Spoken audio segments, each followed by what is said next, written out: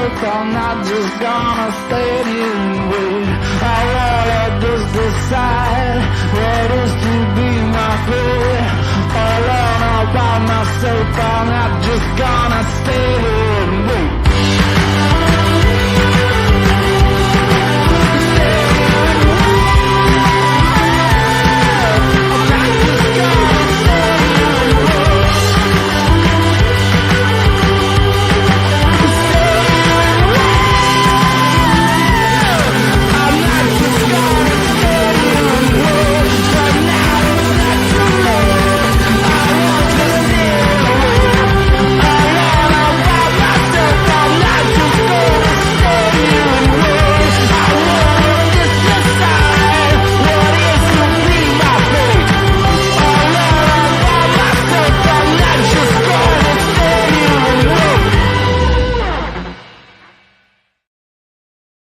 Good morning, everybody. Give me a 5x5 if I'm not roboting. I've got some bad weather in the area, and I've got only one bar on screen.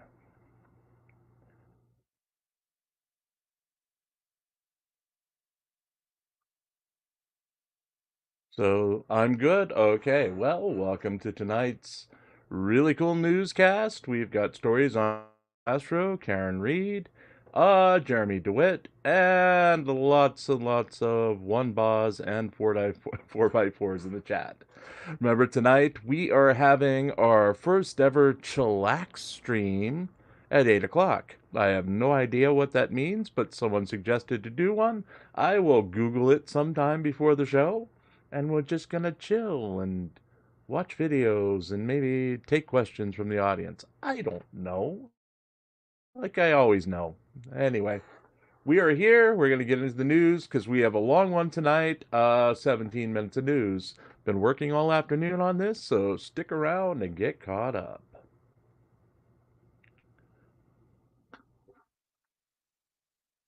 Long Island audits Wednesday again.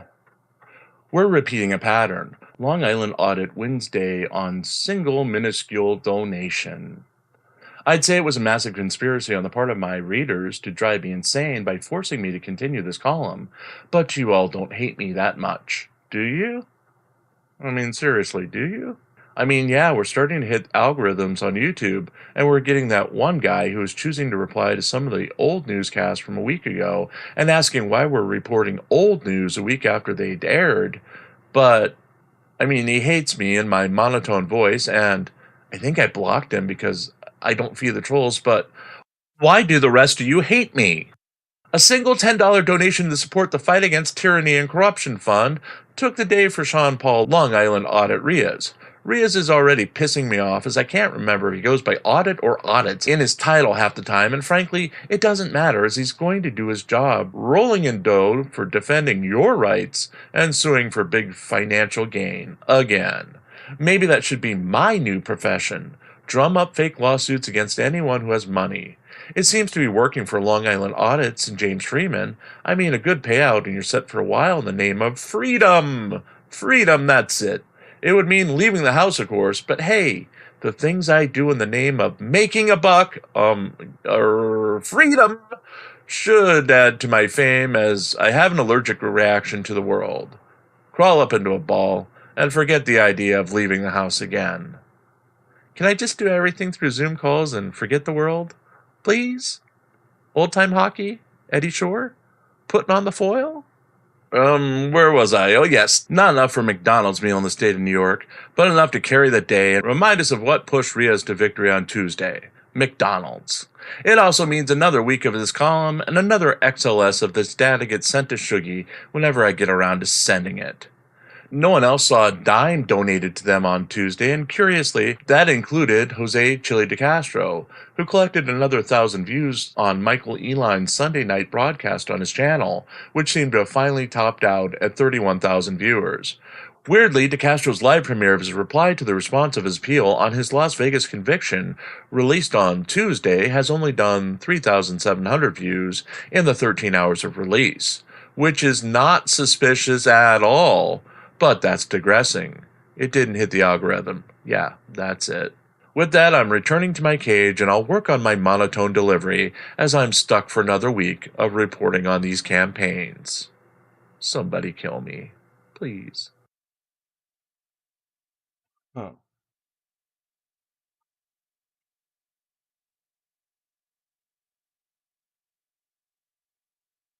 Brutal day for defense in Karen Reed trial. After a series of admittedly not so good days for the prosecution in the Karen Reed case, as a key witness failed to connect with the viewers, it was the defense's turn to suffer a setback on Tuesday as a star witness fizzled under scrutiny. The jury was not present for Tuesday's extended voir dire hearings to determine if the defense witnesses should be allowed to testify in this case. Two of the three witnesses were previously used by a federal agency when it was investigating the district attorney's prosecution of Karen Reed at the request of the Reed family. Currently, the federal agency has not issued a report or a final statement on their investigation into supposed wrongdoing on the part of the district attorney's office. Before the trial began, all major witnesses for the prosecution who had interviewed for the agency were told that they were suspected of doing nothing wrong and would not be facing federal charges. This left a lot of information for the defense to use. It was a rare case where the defense's call for the federal government to investigate the prosecution of their client actually did a lot of legwork for what they'll be relying on to defend Reed from the Commonwealth of Massachusetts prosecution. Two of those resources, Dr. Andrew Richleiter and Dr. Daniel Wolf, are both from a company called ARCA that contracts out to provide crash reconstructions for the government. These men were part of a team that wrote a report that the defense claimed would exonerate Reed, as the report showed that the injuries on victim John O'Keefe were inconsistent with that of a vehicle strike. The defense claimed that they were unable to interview the men until now due to their status as witnesses for the federal agency, which is why their backgrounds and what they were testifying about were withheld from the discovery process. The defense claimed that they would be learning about the evidence that they would be presenting at this voir dire hearing.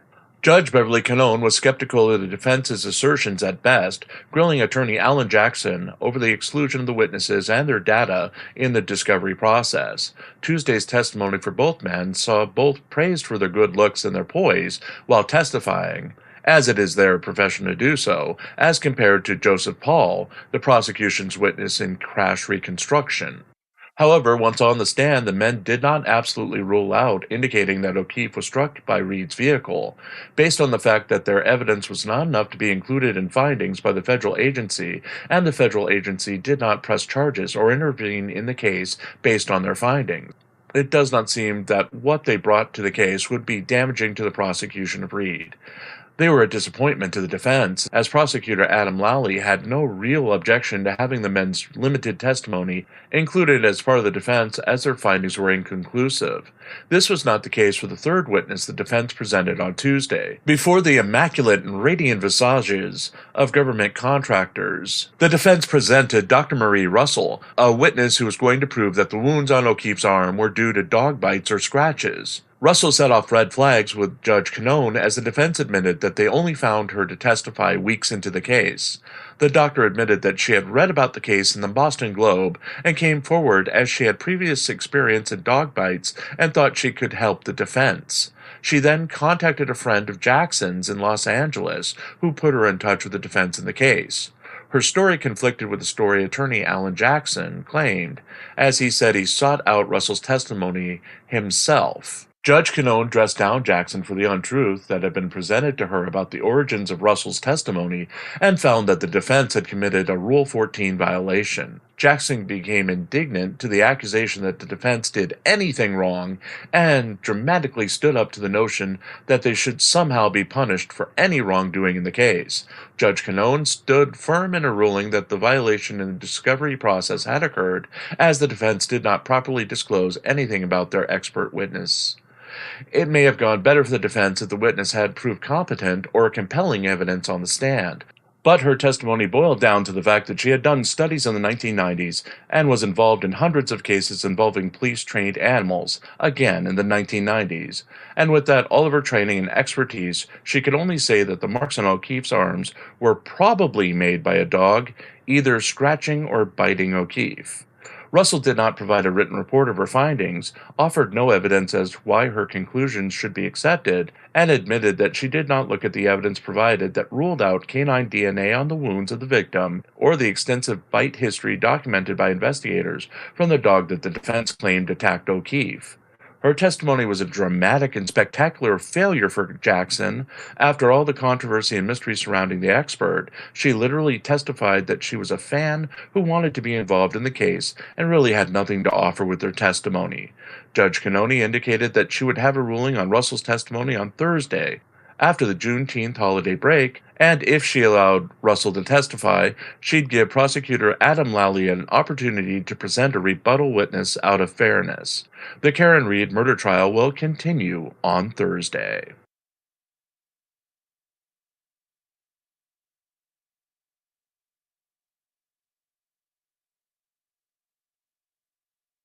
DeCastro replies in appeals case.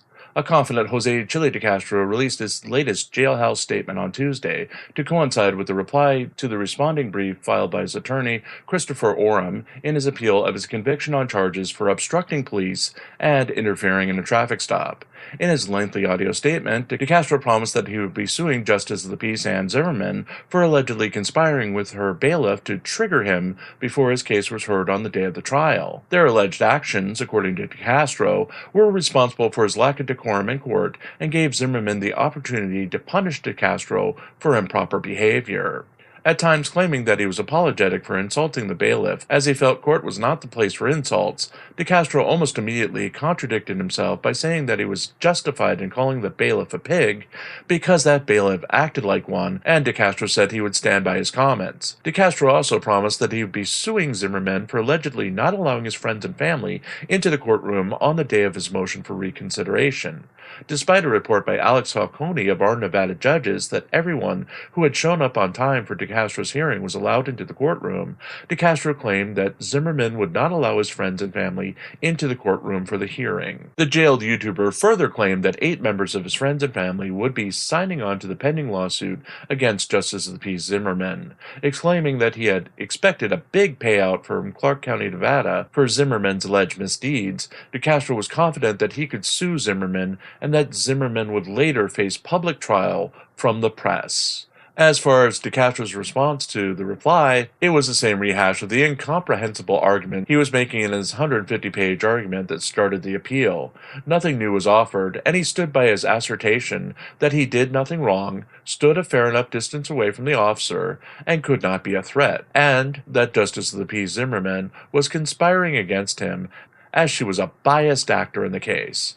In more good news for DeCastro, it was revealed Tuesday that he had another day removed from his sentence, and now he'll be out of jail on July 31st, 2024. There have been no updates about his court hearing that was set for Tuesday in his California-based lawsuit against Kate Peter, Team Skeptic, Daniel Clement, and Michael Blue Bacon Paratini as of press time.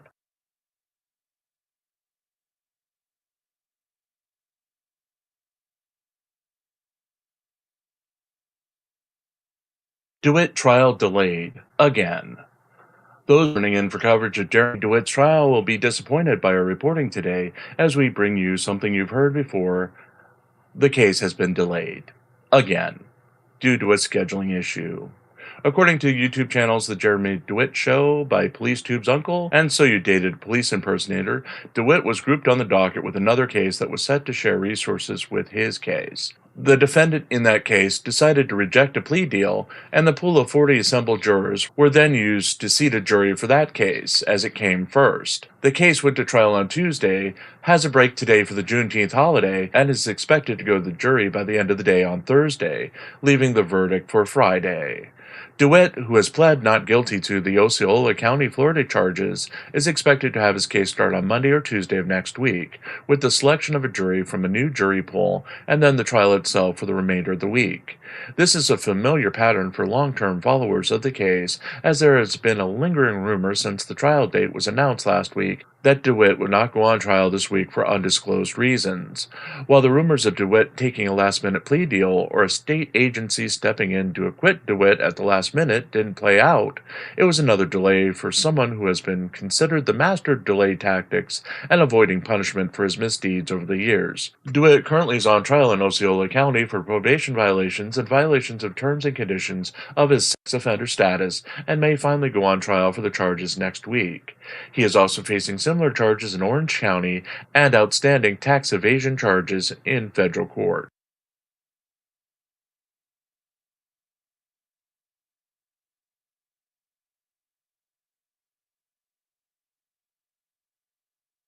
Flashback June 19th, 2023, Chile DeCastro's wild live stream.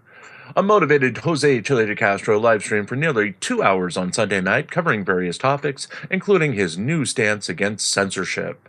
DeCastro stated that as YouTube China was censoring him, he would no longer censor trolls on the channel, other than for brief timeouts and live chats that would later be lifted.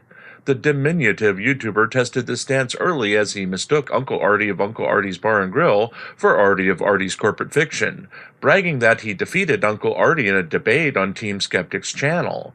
DeCastro would repeat the error throughout the broadcast, only to be told the difference between the two Arties by NCR News Network at the end of the broadcast. Uncle Artie would later release a statement on Kate Peters' Chili Watch Discord forum.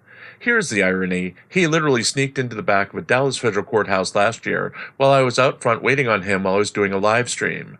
When you're scared of facing me, you're definitely a coward.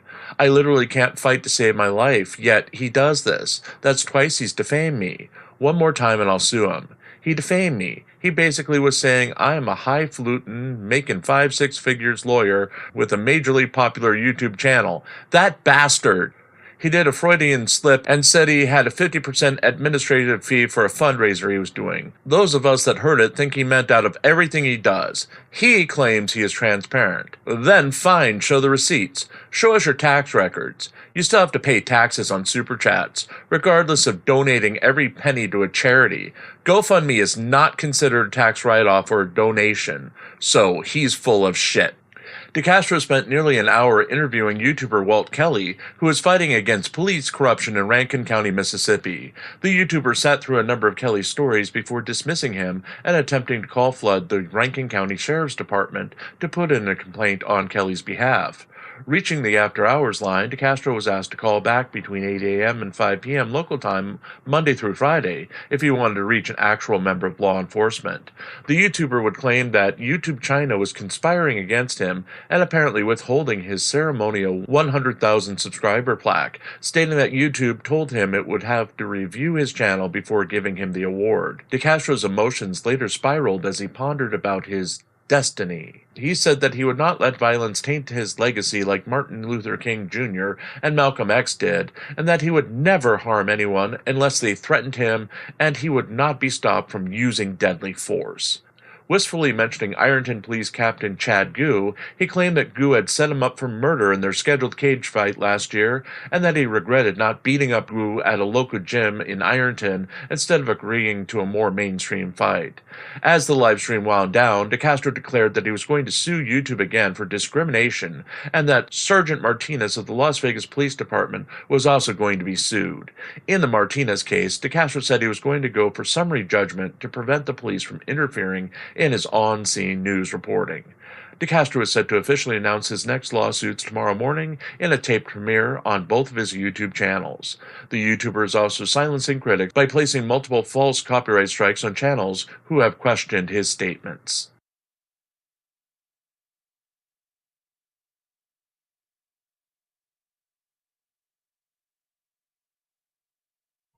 And there we have it. You didn't get my squeaky voice, as I forgot to turn the microphone back on.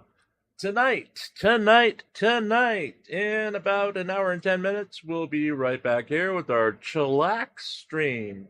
I have no idea what the heck we're going to do. We may end up reading the tweets between, the text messages between Karen Reed and John O'Keefe, which were released to the public yesterday. There's a ton of them. They may be interesting, especially if I can get Pope to do the Karen Reed part. Anyway, we do have a request. Instead of doing donations for the next couple of days, if anyone wants to help out, please take a look at our animal fund. With the extreme heat, we're getting a lot more strays out there, and we're in need of help with wet food for the cats. We have a couple weeks worth left, but we're getting a ton more on the front porch looking for food. It's been 90 to 93 degrees for the past week. That's not normal up here. And if you'd like to help out, please check the About page on our YouTube, or I think it's all over the website. Yeah, any help would be appreciated because we're keeping up with all the strays up here in north central Pennsylvania. With that, thank you so much for being here tonight, and we're going to get out of here. We do have a very, very special GIA related end credit scene tonight. So stick around if you want to, and we're on our way out. So talk to you in about an hour.